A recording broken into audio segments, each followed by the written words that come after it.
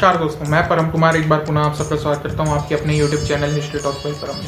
दोस्तों, जैसा कि आप सबको पता है, हम लोग के YouTube चैनल पे एक सीरीज चल रही है जिसका नाम है सर्वरक्षण संघर्ष मेवाड़ राजवंश।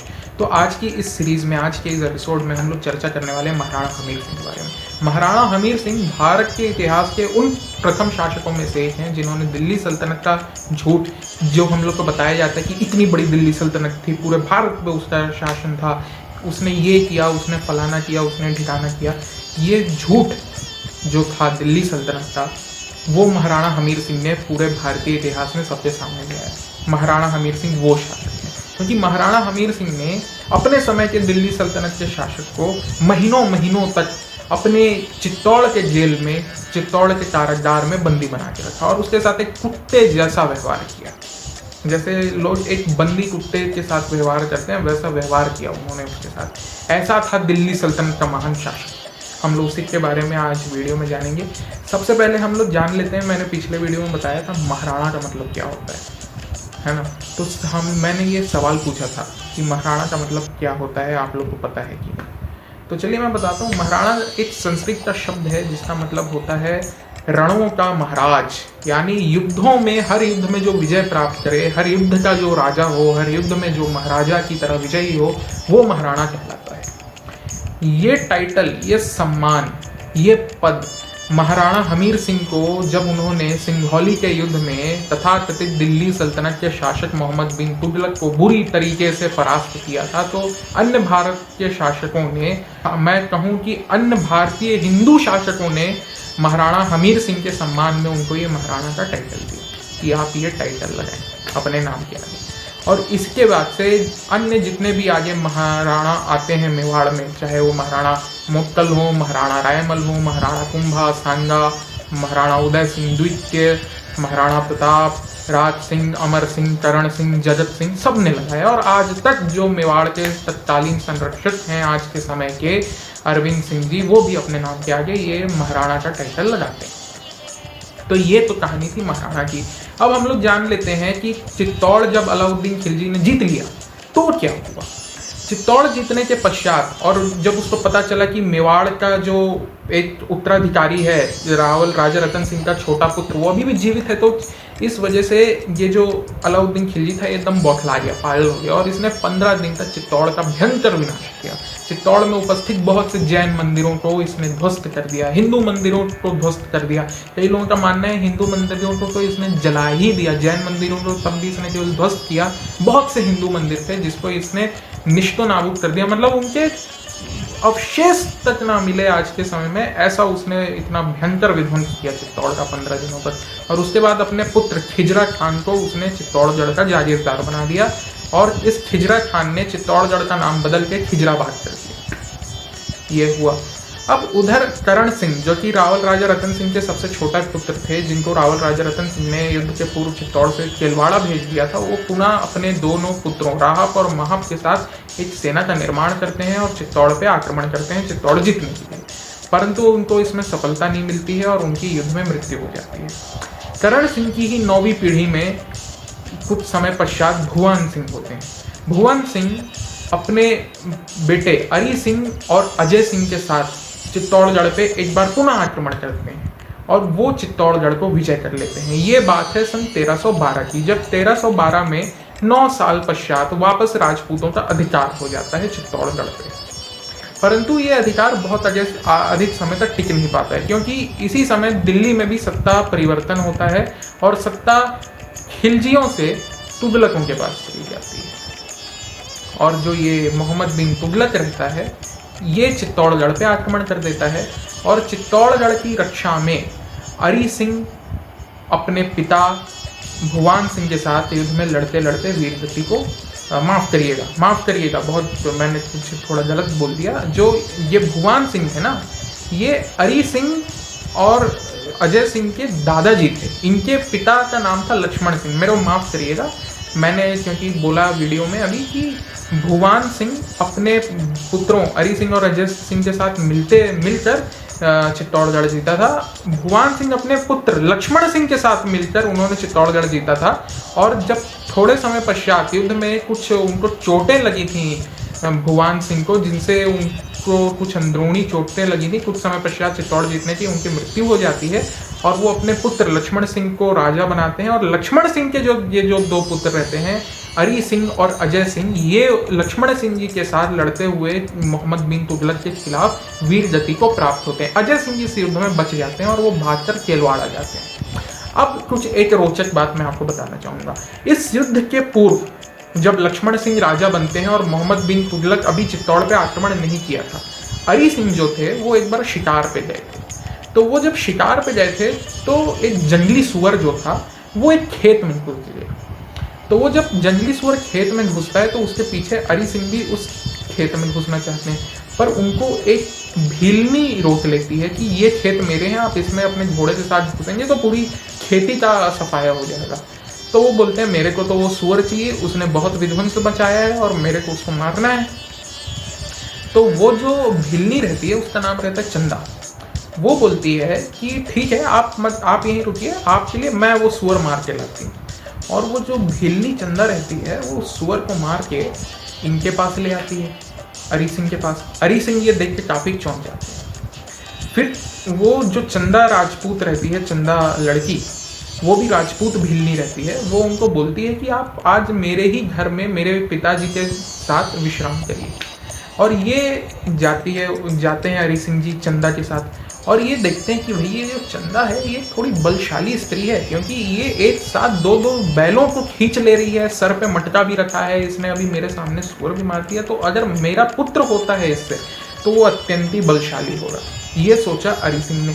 अब अरी सिंह ने ये सोच के अपने जो ये पिताजी थे लक्ष्मण सिंह, उनको ये बात बताई और लक्ष्मण सिंह बोलते हैं देखो पुत्र, वो जो स्त्री है ना, तुम बात तो सही कह रहे हो कि अगर तुम्हारा उससे पुत्र होगा तो वो अत्यंत बलशाली रहेगा, पर वो राजकन्या नहीं है, तो वो महल में निवास नहीं कर पाएगी। तो ये जो अरी सिंह रहते हैं ये तब भी विवाह का प्रस्ताव लेके उसके पिताजी के पास जाते हैं, चंदा के।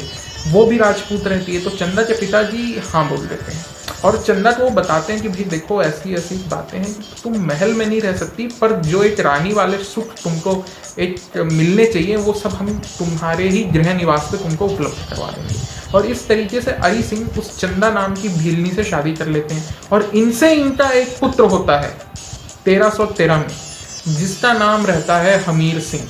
और इसी 1313 में अरी सिंह अपने पिता लक्ष्मण सिंह और अजय सिंह के साथ मोहम्मद बिन तुगलक के खिलाफ युद्ध में लड़ते हुए वीरगति को प्राप्त हो जाते हैं।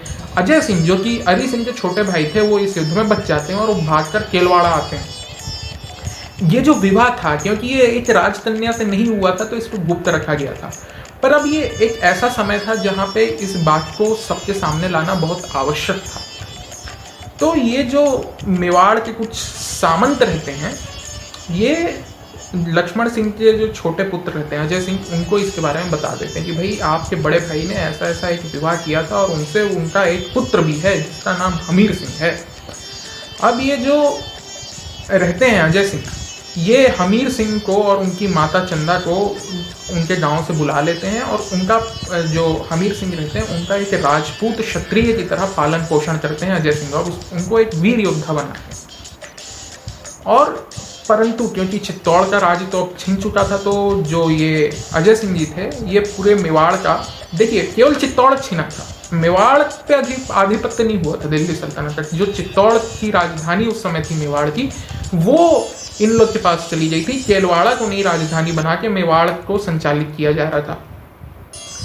तो देखिए अब क्या हुआ, अजय सिंह जो थे ना, ये केलवाड़ा से अपना राज्य चलाते थे।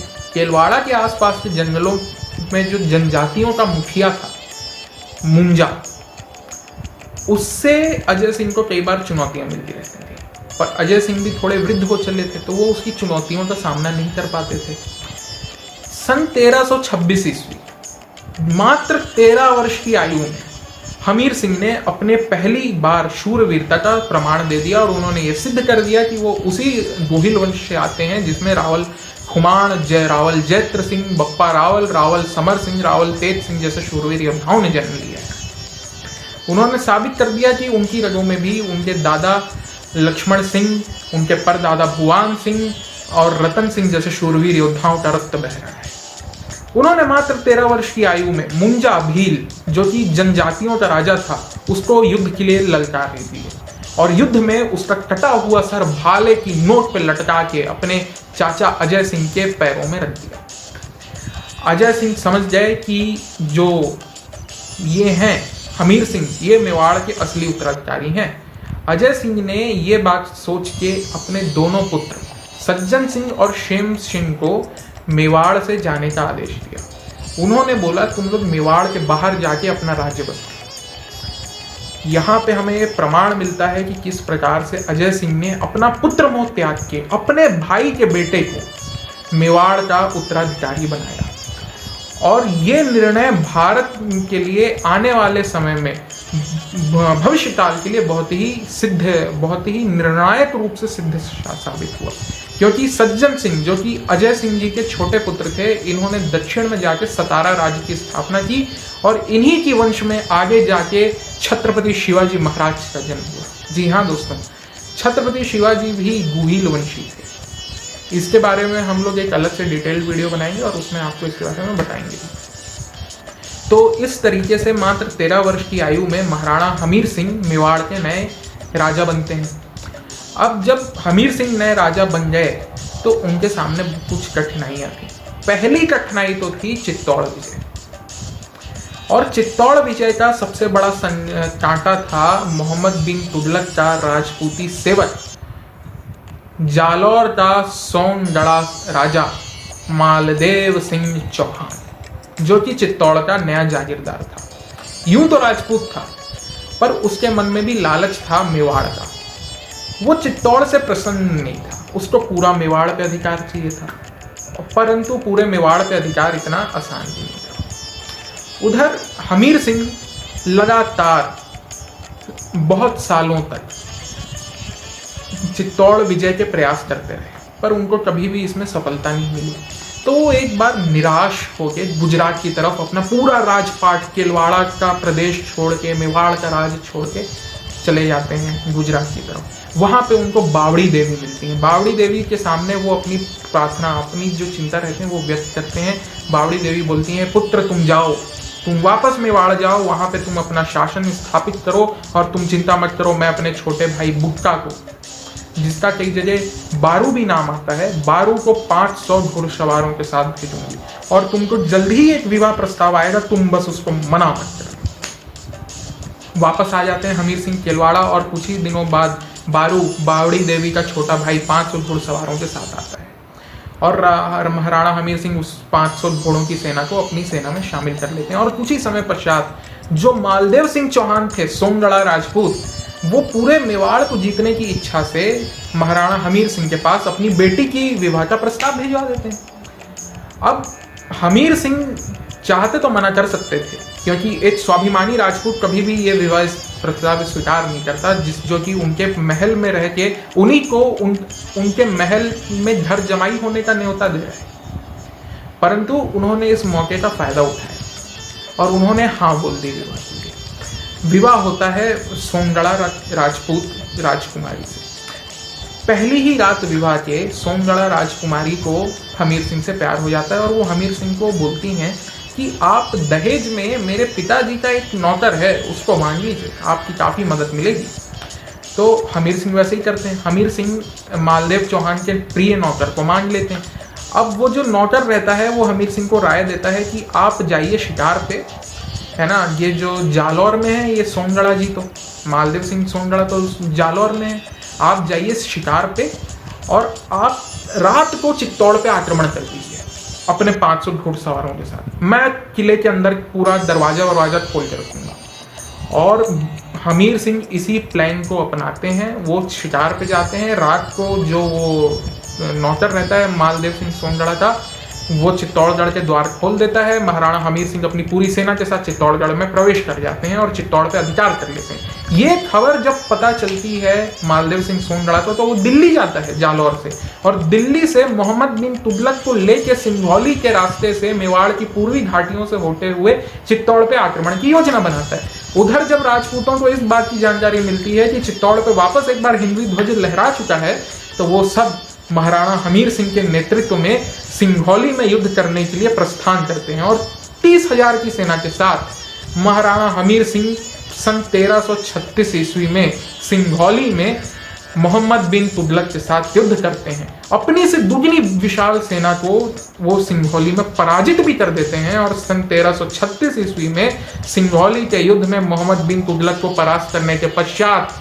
6 महीनों तक चित्तौड़ में बंदी बना के रखते हैं। और अगर सही में अगर सिंघौली में युद्ध में जब ये मोहम्मद बिन तुगलक को परास्त किया इन्होंने, और जैसा कहा जाता है कि मोहम्मद बिन तुगलक का पूरे भारत पे राज था, तो पूरे भारत पे सिंघौली के युद्ध में मोहम्मद बिन तुगलक को हराने के पश्चात भारत पे राज होता है महाराणा हमीर सिंह का। और इस तरीके से इस युद्ध में मोहम्मद बिन तुगलक को हराने के पश्चात अन्य हिंदू राजा हमीर सिंह को टाइटल देते हैं महाराणा का, और महाराणा हमीर सिंह इस तरीके से एक बार पुनः मेवाड़ में स्थापित करते हैं हिंदवी स्वराज। तो दोस्तों, ये थी कहानी महाराणा हमीर सिंह, जिन्होंने एक बार पुनः मेवाड़ के मान मर्यादा को बसाया, दिल्ली सल्तनत के झूठ को पूरे विश्व के सामने लाया। जल्दी मिलूंगा अगले वीडियो में, तब तक के लिए जय हिंद, जय महाकाल, जय श्री।